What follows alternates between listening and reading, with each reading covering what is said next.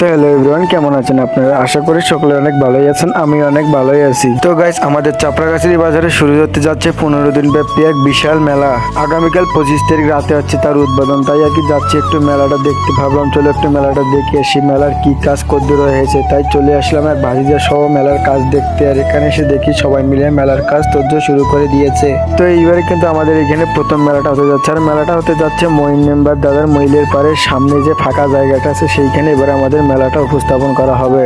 আর আমার পক্ষ থেকে আপনাদের সকলকে নিমন্ত্রণ থাকলো আমাদের এইখানে মেলা দেখে আসার জন্য। আমাদের মেলাটা যত সম্ভব 15 দিন থাকবে। তারপর হাঁটতে হাঁটতে চলে আসলাম এইদিকে, আর এইদিকে এসে দেখি ছোট বাচ্চাদের জন্য একটা নৌকা এবং আরো কিছু খেলনা নিয়ে এসেছে। কিন্তু কি বলবো গাইজ, এই নৌকাতে চড়তে যে আমার ভয় লাগে। বর্তমানে আমার এই ভিডিওতে আপনারা কিছু দেখতে পারবেন না, কারণ গাইজ মেলাটা এখনো ভালোভাবে সাজানো হয়নি। কেবল মেলাতে বাস এবং সবকিছু জিনিস সাজানো হচ্ছে, তাই সবকিছু সাজানোর দেখা শেষ করে এখন যাচ্ছি আমরা বাড়িতে। তো গাইজ, আপনারা অবশ্যই কিন্তু আসবেন আমাদের এখানে মেলা দেখতে এবং আমার ফেসবুক পেজটা সবাই ফলো করে দিবেন। Tata, bye bye.